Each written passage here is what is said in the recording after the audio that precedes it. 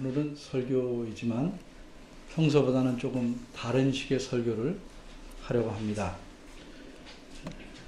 어떻게 성경을 바르게 이해할 수 있는지를 설명을 붙여가면서 할 겁니다.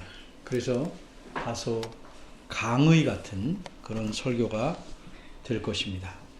이렇게 하려는 이유는 좀 비유하자면 그냥 보통 때 하던 식으로 일반적인 설교를 들으면 차려놓은 밥상에서 식사만 하는 셈이 되기 때문입니다.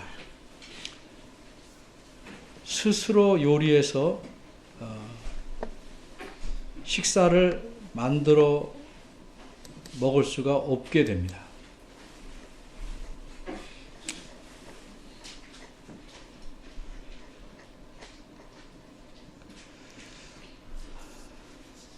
예수님을 믿은 지 얼마 안 되는 분들은 영양가 있는 설교를 일주일에 한 편만 들어도 그럭저럭 살아갈 수 있다고 말할 수 있겠습니다. 하지만 자라나는 성도들에게는 일주일에 한 편의 설교로는 그 심령이 건강할 수가 없는 법입니다. 그럼 이 신자가, 성도가 자라날수록 어떻게 해야 심령이 건강하게 하나님 앞에 살 수 있을까? 스스로 성경 말씀을 읽어서 이해할 수 있는 것이 가장 기본입니다. 그러기에 성경 말씀을 이해할 수 있는 힘을 키워야 합니다. 다른 시각으로 본다면 일주일에 한 번 예배에 참석해서 설교를 듣는 것으로만 살아가려고 하는 신자는 시간이 지나도 자라나지 않는 아기와 같을 수밖에 없습니다. 그렇게 살아도 아무 문제를 못 느끼거나 자신에게 문제가 없다고 생각해서 설교를 한 번 듣는 것 외에는 더 이상 하나님 말씀을 읽으려고 하지 않는 신자는 스스로 성숙하지 않으려고 작심한 신자입니다. 이런 신자는 몹시 게으르거나 교만한 사람입니다. 그러기에 일주일에 설교 하나만 듣게 하고 성경 말씀을 바르게 읽고 깨달을 수 있는 기회를 제도적으로 마련해 주지 않는 교회 역시 게으른 교회이거나 나쁜 교회입니다. 더구나 성경 말씀을 공부하게 하는 것보다는 어떤 행사들을 많이 마련해서 그것들을 행함으로써 교인들이 만족감을 느끼게 만들려는 교회는 활동적이거나 살아있는 것 같이 보이긴 하지만 먹을 것은 안 주고 재미있는 놀이에 빠지게 하는 짓을 하는 나쁜 교회입니다. 그런데 어떤 사람들은 이 주일에 예배하는 것조차도 참석치 않으려고 합니다. 그런 사람은 그가 누구이든지 간에 어떤 평판을 얻고 있든지 간에 그 사람은 믿음이 자라날 수 없습니다. 결국은 혼자 의로운 채 똑똑한 채 하면서 실제는 그 심령이 말라 비틀어져 갈 수밖에 없습니다. 그래서 저는 성경을 바로 이해할 수 있는 힘을 키워주려는데 좀 애를 씁니다. 전 교인이 함께 특별한 시간을 따로 내기가 쉽지 않기 때문에 이런 식의 설교를 가끔 해서라도 그렇게 하려고 합니다. 제가 알려주려는 것은 바꿔 말하자면 우리가 어떻게 구약 성경과 신약 성경의 말씀을 이해해서 그 말씀에서 우리에게 말씀하신 하나님의 의도를 알 수 있는지 그것을 설명하려는 것입니다. 이렇게 해야 하는 이유는 많은 신자들이 그저 성경 말씀만 읽으면 자신이 바르게 이해한 줄로 착각하고 살기 때문입니다. 축구 시합을 할 때, 다른 운동도 마찬가지입니다. 이쪽 팀이 저쪽 팀을 3대2로 이겼습니다. 그런 말은 듣는 대로 혹은 보는 대로 이해가 될 수 있는 쉬운 말입니다. 이렇게 쉽게 이해할 수 있는 말씀들이 성경 안에도 많이 있습니다. 그러나 그렇게 쉽게 이해할 수 없고 또 그렇게 이해해서도 안 되는 말씀들이 성경 안에 훨씬 많이 있습니다. 이런 말씀들을 어떻게 이해해야 할까? 그런 말씀들도 바르게 이해해야 우리가 그 말씀의 의도에 따라 살 수 있는 것입니다. 성경 말씀을 이해한다는 것은 그 말씀하는 분의 그 내용의 말귀를 아는 것입니다. 제가 가끔 쓰는 표현인데 성경 말씀의 말귀를 모르면 이 말귀라는 낱말에서 리을 받침이 떨어져 나간 것처럼 행동하게 됩니다. 그게 뭡니까? 마귀입니다. 마귀처럼 행동하게 됩니다. 왜 그렇습니까? 하나님의 뜻과 자기는 한다고 하지만 실제로는 하나님의 뜻과 다르게 생각하고 행동하게 되므로 결국은 마귀가 좋아하는 식으로 행동하고 생각하게 되는 것입니다. 그래서 교회에서는 열심만 있고 성경 말씀에 대해서는 무지한 신자들이 가장 위험한 사람들. 하는 짓마다 마귀가 좋아하는 짓을 하는데 자기는 기뻐서 합니다. 이게 문제입니다. 그러면 다른 사람이 그 열심히 하는 거를 말리지도 못합니다. 던날까봐, 잊힐까봐. 우리 모두 자전거를 압니다. 어린이들도 자전거가 뭔지 다 압니다. 3발 말고 2발짜리. 어른들은 이론적으로는 자전거를 어떻게 타는지도 압니다. 근데 이론적으로 안다고 해서 누구나 자전거를 탈 수 있는 것은 아닙니다. 이론적으로 안다 할지라도 실제로 타보면서 배워야 합니다. 그 시간이 짧든 길든 이렇게 배우지 않으면 어른이라도 자전거를 제대로 탈 수 없습니다. 무엇이든 그렇습니다. 그런데 우리는 종종 착각합니다.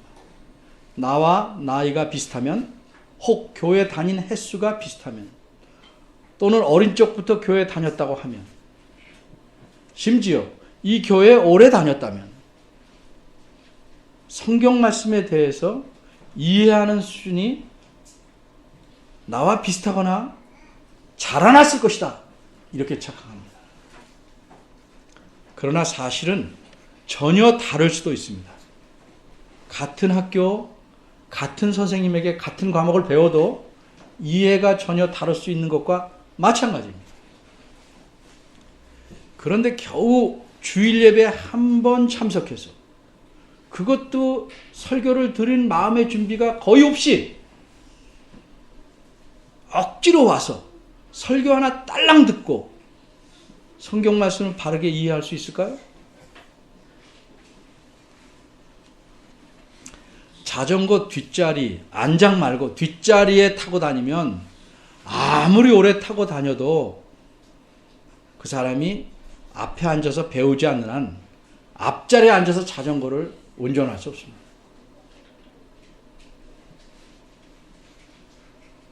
설교 듣는 것으로 만족하는 사람은 지식은 많아질지 모르지만 그 심령이 잘 자라날 수가 없습니다. 교인들 중에는 성경과 연관해서 3종류가 있습니다. 첫째는 성경을 비교적 잘 이해하지만 그래도 더 알기 위해 배우려는 분. 둘째는 성경을 사실상 제대로 이해하지 못하면서도 자신은 비교적 잘 이해한다고 착각하고 더 이상은 안 배우려는 분. 셋째는 성경을 자기가 잘 이해하지 못한다고 알면서도 성경을 배우려고 애쓰지 않는 분. 여러분은 어떤 분입니까? 아는 만큼 보인다는 말이 있듯이 우리가 성경 말씀을 아는 만큼 행동하게 되는 것입니다. 시간이 걸리겠지만 모르면 전혀 못합니다. 올바로 알든지 삐뚤어 알든지 결국은 그 암대로 행동하게 됩니다. 그런데 성경 말씀을 삐뚤어 아는 사람들은 자신을 희생하는 쪽으로 행동하는 것이 아니고 자기에게 편하고 유익한 쪽으로 행동하고 그렇게 잘못하면서도 잘한 듯이 뻔뻔한 심령을 갖게 됩니다. 오늘 본문 말씀은 한 구절입니다. 그런데 이 말씀을 바르게 이해하기 위해서 먼저 예를 한 가지 들어보겠습니다. 한 해가 다 지나가는 지금 연말이고 며칠이면 성탄절입니다. 그래서 성탄절에 모임이 있다는 안내의 글을 이렇게 써서 붙였다고 가정합시다. 그럼 이런 안내의 글을 보고 여러분은 어떻게 행동하시겠는지 속으로 한번 생각해 보십시오. 안내문은 이렇습니다. 성탄절 전날 저녁 8시에 교회당에서 모이겠습니다. 오실 때 각자 바구니에다 사랑의 마음을 꼭 담아 오시기 바랍니다. 2부 순서에 선물 교환이 있을 것입니다. 이 글에서 앞과 뒤의 문장을 이해하는 데 큰 어려움이 없을 겁니다. 8시에 모이겠다. 선물 교환이 있겠다. 그런데 가운데 문장에 대해서는 바구니에다가 사랑의 마음을 꼭꼭 담아와라. 이걸 좀 특이하게 이해하는 분들도 있을 겁니다. 제가 좀 우스꽝스러운 예를 들면, 근데 그런 사람 꼭 있거든요. 이런 사람입니다. 바구니에 사랑의 마음을 담으라. 어떻게 담을까? 사랑의 마음이란 눈에 보이지 않으니까 일단은 빈 바구니를 가져가서 내가 사랑의 마음을 진심으로 담았다고 설명을 하자. 이렇게 이해하는 분이 우리 교회는 없다 할지라도 어딘가에 있습니다. 학교에서는 덜어봅니다.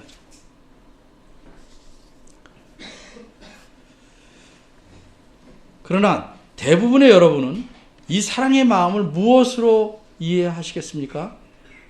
앞뒤 문맥을 봐서 이해하죠. 선물 교환 때에 서로에게 줄 선물로 이해하셔야 되지 않겠습니까? 저만 이상한 거예요? 그렇게 이해되죠? 그런데 선물을 준비해 오지 않은 어떤 사람이 이렇게 항의합니다.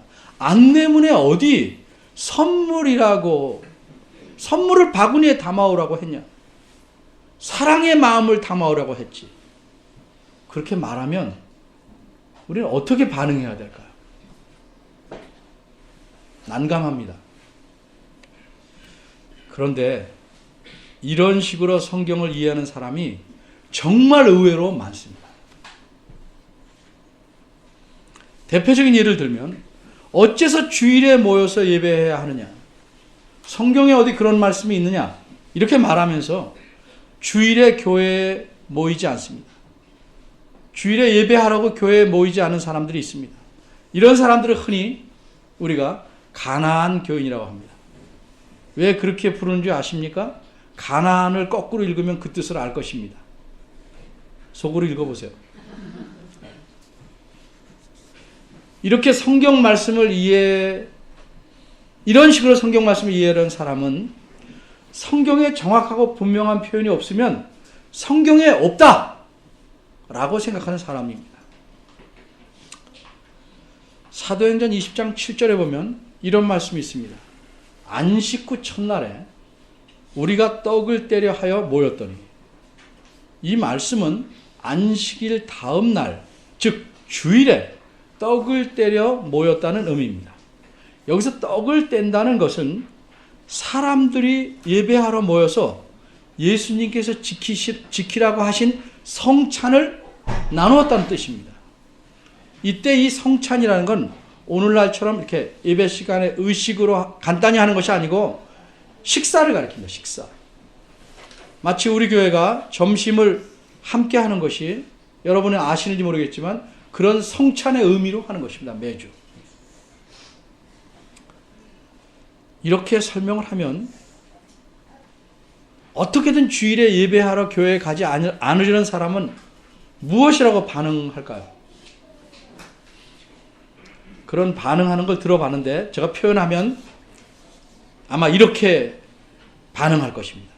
그때 그 교인들은 안식 후 첫날 즉 주일에 모였다고 인정할지라도 지금 우리도 그렇게 주일에 모여야 한다고 성경이 말하지는 않았다.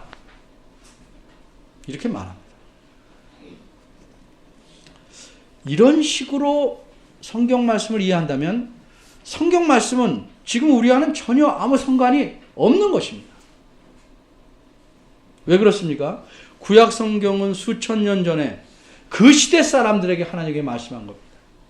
신약 성경도 무려 2000년 전에 살던 그 시대 사람들에게 말씀한 것입니다. 바꿔 말하자면 성경 말씀은 모세나 선지자나 사도들 통해서 하나님께서 지금 이 자리에 있는 우리에게 직접 말씀한 것이 아니기 때문입니다.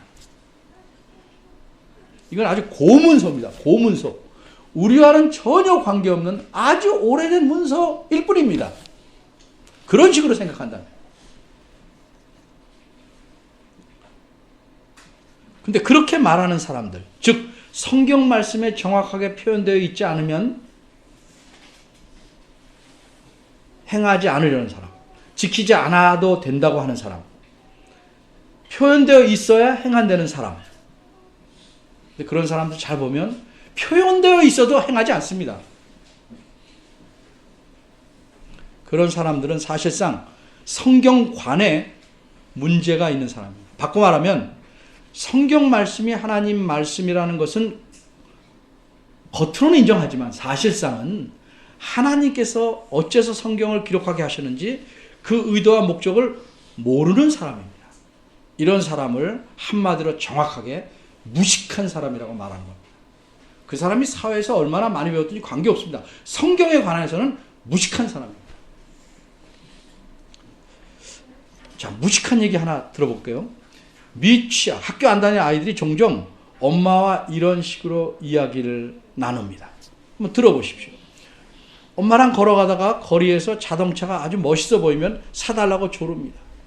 엄마가 뭐라고 대답합니까? 저런 자동차는 내가 아직 운전할 수 없을 뿐더러 비싸서 살 수 없다. 이렇게 대답합니다. 그러면 아이는 자기는 운전할 수 있다고 우깁니다. 걔 머릿속에는 그냥 앉아서 돌리면 운전이라고 생각하는 겁니다. 무식한 거죠. 게다가 운전이 무엇인지 제대로 모르는 데다가 얼마냐고 물어봅니다. 엄마가 1000만 원이다 이렇게 말하면 아이는 지금 자기 저금통에서 꺼내서 사면 된다고 생각합니다. 어떻게 그게 가능한 줄 아십니까? 이 아이 머릿속에 1000만 원은 1000원하고 10,000원 있으면 된다고 생각합니다. 그럼 1000만 원입니다. 아이의 생각이 기발하고 귀엽지만 몰라서 하는 말이죠. 넘어갈 수 있죠. 그런데 성경 말씀에 대해서 위에서 말한 식으로 아이가 아니고 어른이 그렇게 말한다면 그건 귀여운 것이 아니고 정말 밉살스럽게 무식한 겁니다.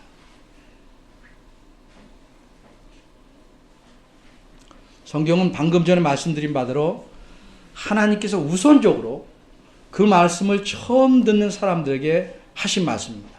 그러니까 성경의 내용이나 배경은 모두 수천 년 전 것들입니다. 그런데 어째서 이 말씀이 여기 있는 우리에게 또 앞으로도 사람들에게 주시는 하나님 말씀이 되는가? 하나님 말씀이라고 하는가?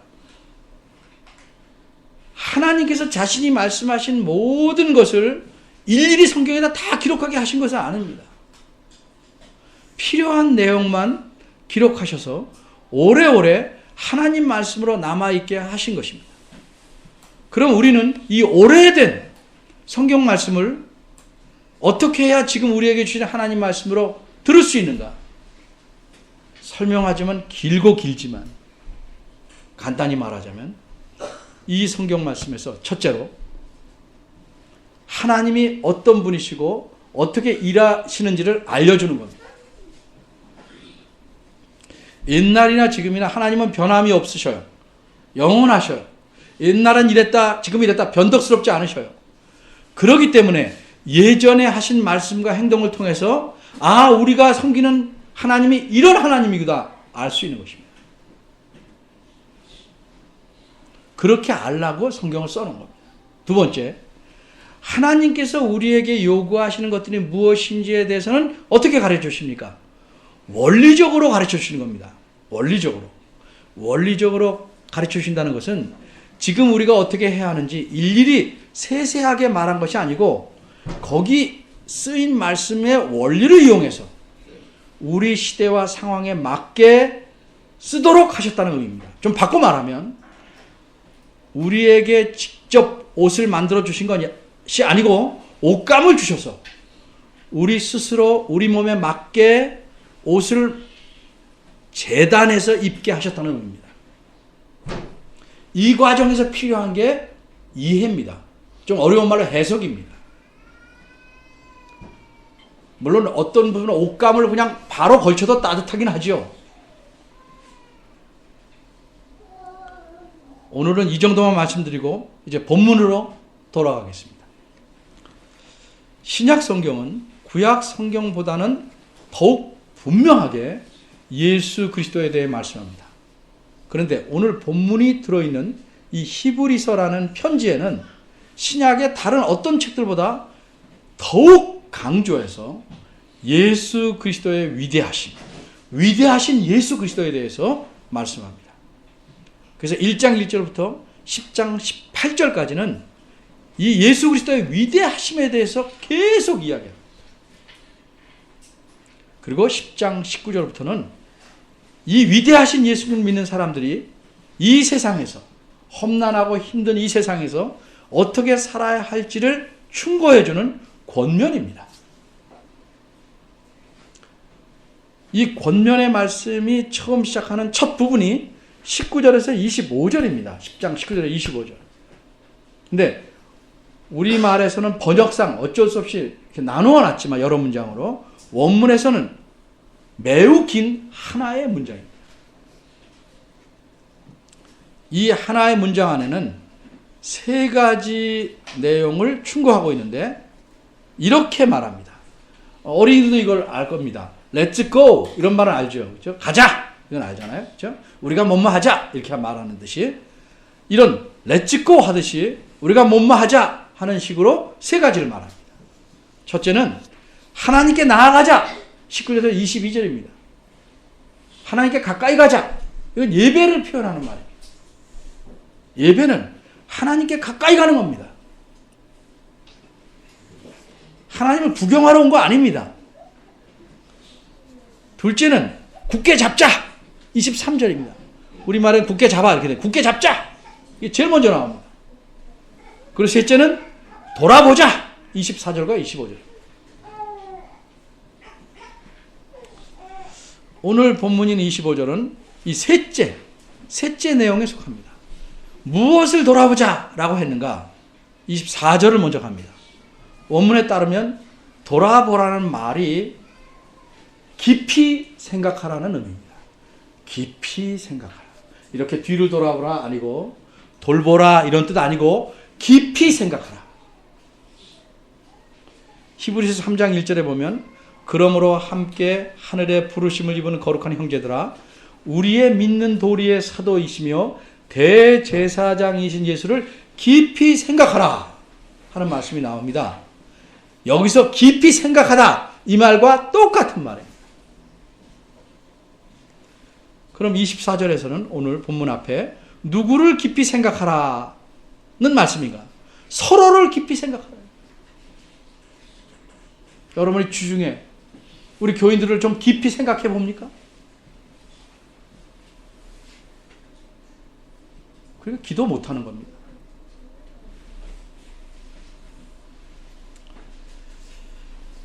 저 사람이 내게 무슨 감정을 가졌는지, 날 좋아하는지, 내게 불만이 있는지 이런 거 깊이 생각해 보라는 뜻이 아닙니다.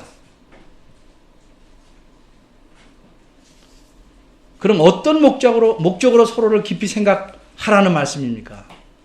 우리말 성경에서는 번역상 풀어 썼습니다. 원문대로 말하면 사랑과 선행을 권하기 위해서, 사랑과 선행을 권하기 위해서 깊이 생각하라는 거예요. 서로를 권면해서 사랑과 선행을 행하도록 하기 위해서 깊이 서로를 생각하라는 말씀입니다. 여기서 사랑과 선행이라는 건 아까 사랑의 마음 따로 선물 따로가 아니듯이 사랑과 선행이 두 개의 각기 다른 것이 아니고 마음의 사랑을 겉으로 표현한 것이 착한 일입니다. 착한 일들, 복수입니다. 착한 일들. 착한 일을 행하는 것으로 표현했습니다. 베드로전서 1장 20절에 보면 마음으로 피차 뜨겁게 사랑하라. 요한에서 4장 7절에서 12절에 보면 간단히 말하면 하나님 먼저 우리를 사랑하셨으니 우리가 서로 사랑하는 것이 마땅하다 이렇게 말씀합니다. 근데 이게 어떤 사랑일까요? 그저 입에 발린 사랑합니다 표현하는 것도 중요하죠. 거기서 그치면 안 된다는 거죠. 얼마나 사랑하는지 아십니까? 모르죠.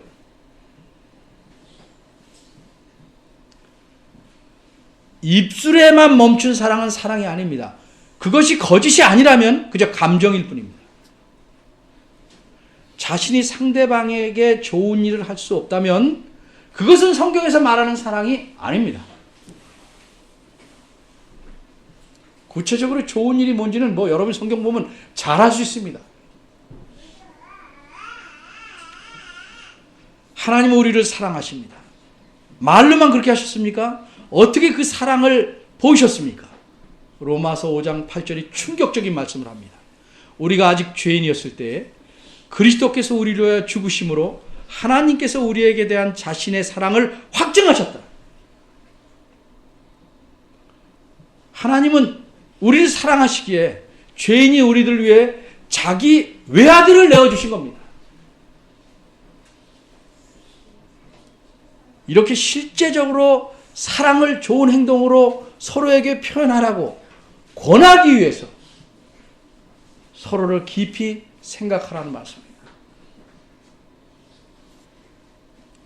그런데 25절은 원어대로 표현하면 두 가지를 알려줍니다. 서로 생각하는데 혼자 집에서 가만히 아니고 권하는 것도 혼자 집에서 이거 아니고 모이면서 격려하면서 두 가지 좀 문법적으로 하면 분사를 씁니다. 계속 그렇게 하라는 말입니다. 모이면서 격려하면서. 그 당시에도 오늘날처럼 모이기를 싫어하거나 이런 모임이 필요 없다 생각하는 어떤 사람들이 있었습니다. 여기서 모임이라는 건 교회에 예배하러 모이는 것을 가리킵니다. 주일에 교회에 와야 되는데 오지 않습니다. 어떤 사람들은. 자기 편의대로 하고 싶은 이기적인 생각과 개인적인 생각으로 성경을 짜맞춰서 유리한 대로 갔다가 엮어서 말합니다. 왜 교회는 주일마다 가야 되느냐? 22절에서 말씀한 대로 하나님께 나아가려고 예배하라고 교회 모이는 것입니다. 이게 제일 중요한 목적입니다. 그런데 두 번째 목적은 바로 24절에서 말씀한 것입니다. 그리스도인들이 사랑의 선행을 권하고 격려하기 위해서 모이는 겁니다. 근데 어떤 사람들은 아예 주일에 예배하러 모이지 않는 것이 습관입니다.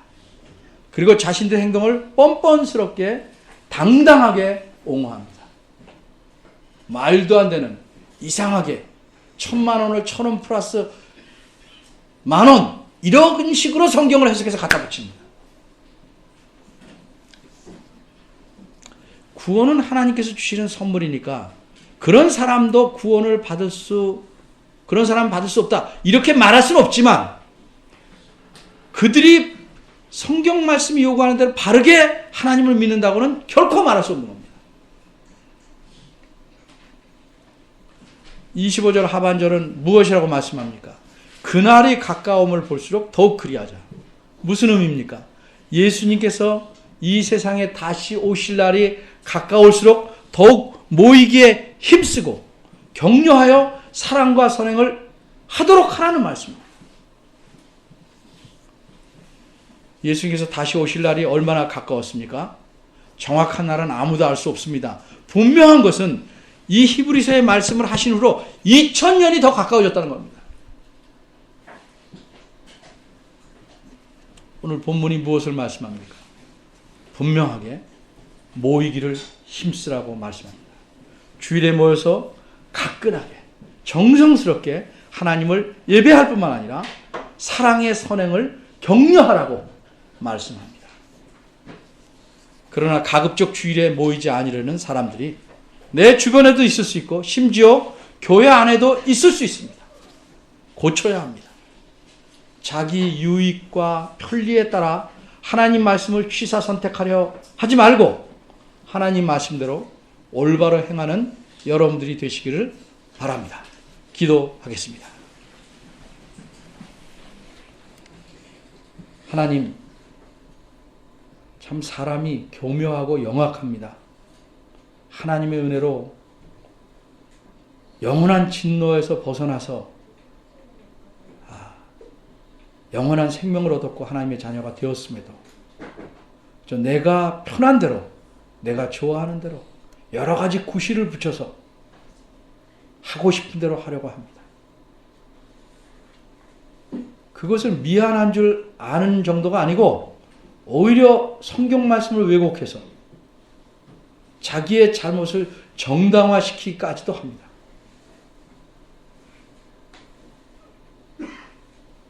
이런 악하고 못된 심성을 가진 것이 사람이고 우리 안에도 그런 것들이 꿈틀거리고 있습니다.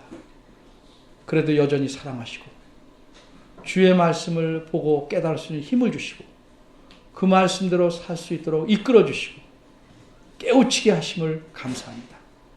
이런 하나님의 은혜를 저버리지 않게 하시고 바울 사도께서 말씀하신 것처럼 우리를 쳐서 날마다 하나님 말씀에 복종하는 삶을 즐거이 감사하게 살아가도록 도와주시고 이러한 인도하심에 기꺼이 순종할 수 있도록 이끌어 주옵소서. 예수님의 이름으로 기도합니다. 아멘.